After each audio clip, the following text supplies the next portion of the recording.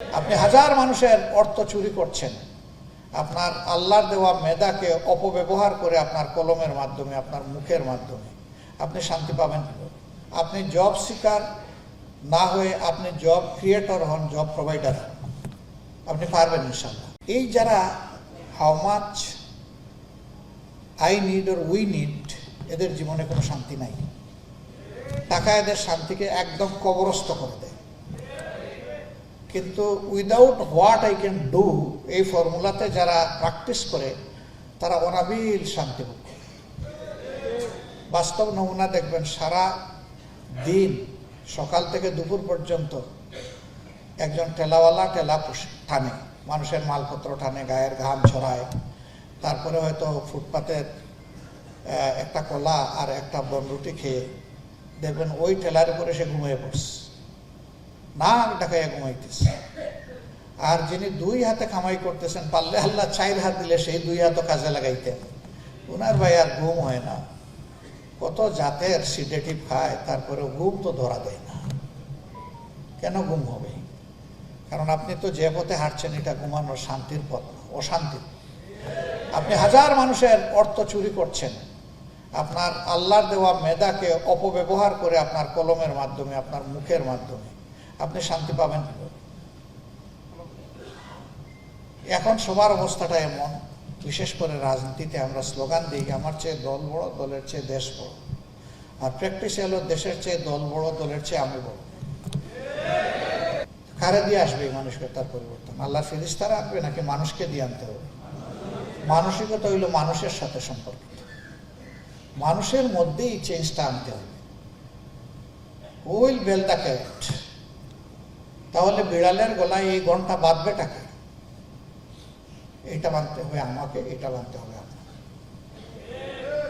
যতদিন সাহস করে আমরা এই সিদ্ধান্ত নিতে পারবো যে আমি হালাল রুজির উপরে থেকেই লড়াই চালিয়ে যাব। সরকারি চাকরিতে যদি আপনার না বসায় ছেড়ে দেন, এই দেশে 3.5% মানুষ মাত্র সরকারি চাকরি করে, বাকি 96.5% মানুষ কিন্তু সরকারি চাকরি করে না। তো তারা কি খেয়ে বেঁচে এই সমাজে নাই? আছে। আপনি জব সিকার না হয়ে আপনি জব ক্রিয়েটর হন, জব প্রোভাইডার হন, আপনি পারবেন ইনশাল্লাহ। আপনার একটা সিদ্ধান্তের ব্যাপার শুধু এখানে। এক সময় আমি একটা ব্যাংকের বোর্ড অফ ডিরেক্টরসে 6 বছর আমার বসার সুযোগ হয়েছে। তখন বড় বড় কোম্পানিগুলোকে অ্যানালাইসিস করা হতো, strength and weakness, potential and challenges, এগুলা নিয়ে অ্যানালাইসিস হতো। আমরা দেখলাম সেই সময় দেশে 26টা বড় মাপের কোম্পানি ছিল, এর মধ্যে 23টা কোম্পানি হাতে 100 টাকা 150 টাকা নিয়ে যাত্রা শুরু করেছে, এবং তার আমলেই সে মিলিয়নার হয়েছে। এই 23টা কোম্পানির মধ্যে আমরা 9টা কোম্পানি পেয়েছিলাম যে তারা কঠিনভাবে সততার উপর টিকে আছে, এবং তারা কখনো ব্যাকড্রপে পড়ে নাই, তারা অল্প অল্প হলেও সামনের দিকে এগিয়ে যাচ্ছে। তাইলে সততার বাস্তব উপকার নিচ্ছকে এখানে দেখা গেল।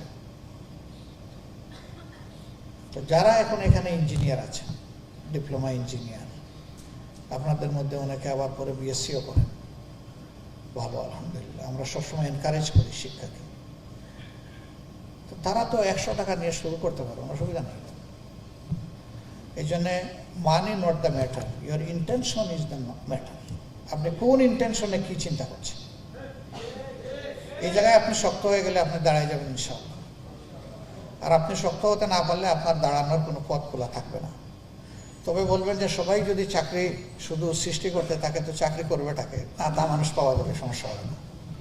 এই দুটো মিলেই সমাজ চলবে ইনশাআল্লাহ। আমি ভাইদেরকে অনুরোধ করবো যে আসুন, লেট বি ইনোভেটিভ। আমরা নিজেদের থেকে উদ্যোক্তা হই, কিছু ভালো চিন্তা করি দেশকে কিছু দেওয়ার জন্য।